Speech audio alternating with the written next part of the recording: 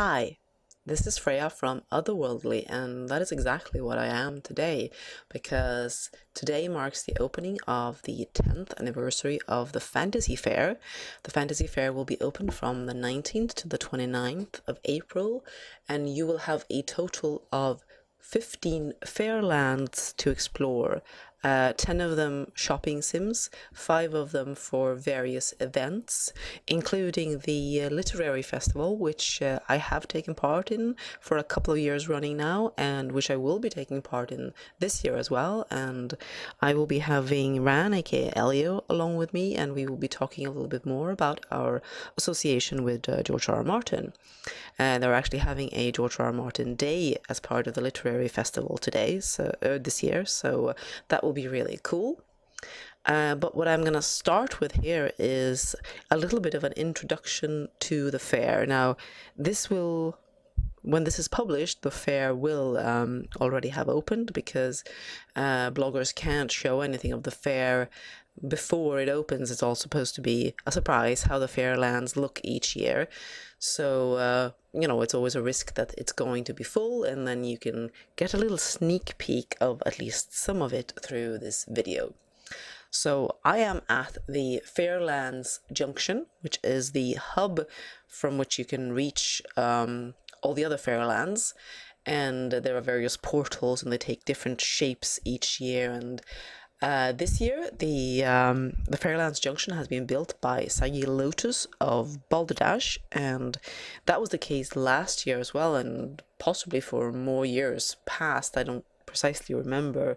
I do remember last year's build, which had these amazing gargantuan trees, and this year we are actually, as I think you might be able to see from this, we are underwater. I could have been in a cave or something, but I'm going to do a little cam around here and show you that we have kelp forests and various seaweed and these things floating around. This is a cool underwater landscape that has been created here. Oops.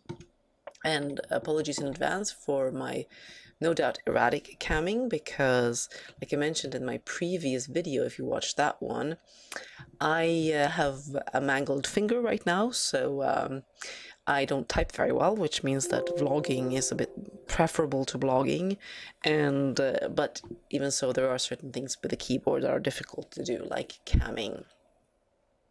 So when you come to the fair, and if you start out at the Fairlands Junction, you'll probably be starting around here. I think this is the landing point.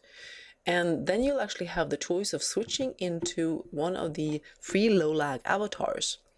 This really cool one, which is available for male and female avatars, is from the plastic, and it is basically a highly ornate skin with cover-up sort of already included in these amazingly 3D looking decorations. It also includes the hair and the antlers, eyes too, I believe. So you've got you've got the hair, horns, eyes, and the system layers. So you're all set to go really low lag and cool. You could also be a little critter if you prefer that. This one, the Minky, is free, and there is a Cheer the Dragon Fae avatar, which is not free. It's also available as part of the Fairlands quest. So you have your options for going low lag. I haven't gone particularly low lag myself, since this is also about showing off some of the new releases for the fair. And what I am wearing is also by the plastic, and it is this amazing skin. Again, this is available for male and female avatars, and in a multitude of colors. And it has these sort of galaxies breaking through, and constellations, and really cool. Really effective, I think. It has a matching pair of eyes, which come as mesh eyes and as pliers for your omega eyes. So you can have these cosmic cool eyes with little stars and cool colors to go with it. And I'm wearing the skin, by the way, on the Vista Zoe head again. So it's got omega pliers, it's got little kits, it's got the whole deal, and all the body pliers you might possibly need. And then the third piece by the plastic are these amazing horns. And now I believe they are a collaboration with Trap. I will have all those details in the blog. I can manage that much at least. And these have some really cool decorations. And I thought they would fit very nicely in this underwater environment, even if I don't know that many horned creatures in below the sea.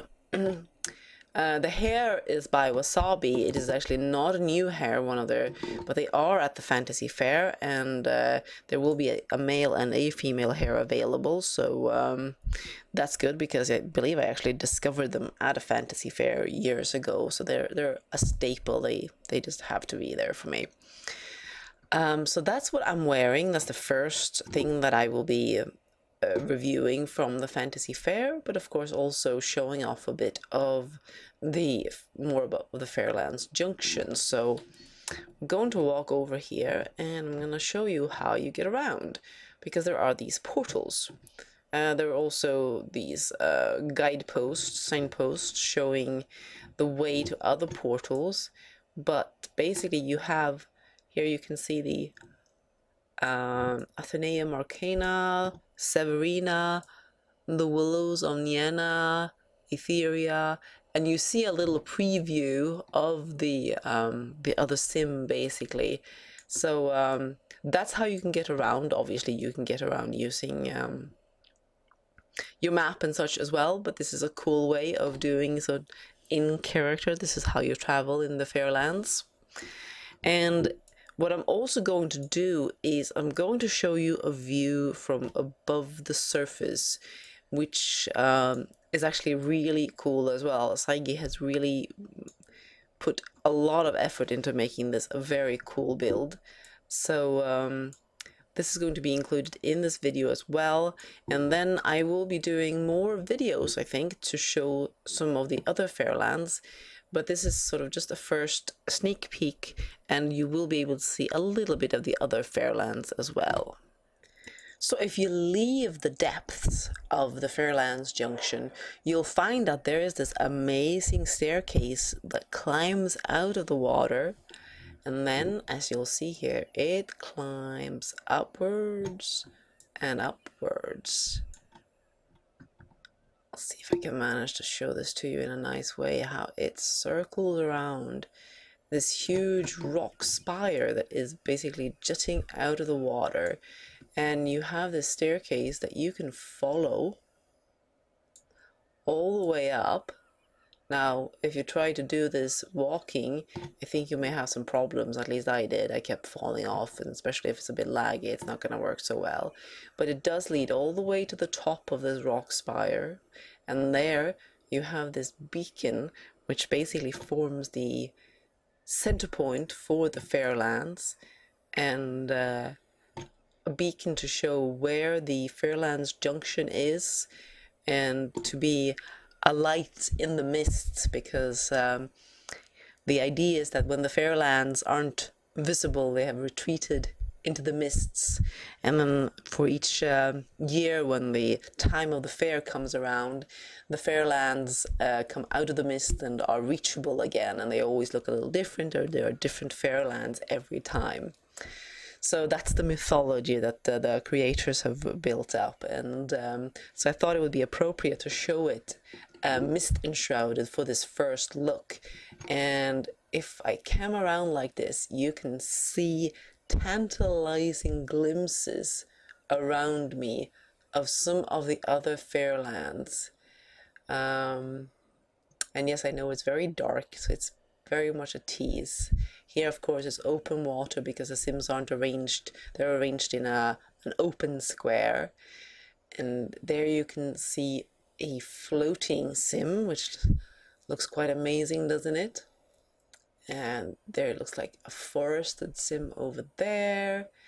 And then we come full around. I see some waterfalls and these strange teeth and claws, and there appears to be something horned over there. I think there might be a gigantic dragon. Yes, indeed. Look at those horns just sticking way up. So that is your first glimpse of the Fairlands. And I'll see if I can spiral my way a little further down again. Maybe I should just leave it here on the beacon as I finish up. As I said, I think I'll be doing quite a few more videos, at least as long as my finger remains a bit uncooperative. And I also think it's a really cool way of trying to show a bit more of than what static photos can show. I don't necessarily, or I don't at all pretend to be a macadamia expert, but it is cool to experiment with these different lighting settings and giving a sense of how these amazing builds can look, because that's one of the craziest bits about it. The people go through these, I mean, the creators work so hard on these builds, and then they're just around for 10 days to be enjoyed. So you really don't want to miss it. Even if you're not going to do that much shopping, you definitely want to come and check out these builds. And of course, most of the shopping, or a lot of the shopping, is for a good cause. Everyone has their Relay for Life vendors out, so you certainly do want to drop some in those. There should be something for everyone. There are definitely quite a few things for guys, a lot of things for girls, of course, and non-human avatars. One of the things that I've been really tempted by as I've been doing the blogger preview, there is this amazing dragon avatar. I think it's Prehistorica, the Dawn Kingdom, or something like that. It's maybe a little pricey to justify something that I don't know how often I would use, but it looks really cool and has some really cool effects. But I will be getting more into those details as I visit each and every sim and give you more details about the Fairlands over the next 10 days. So see you soon again.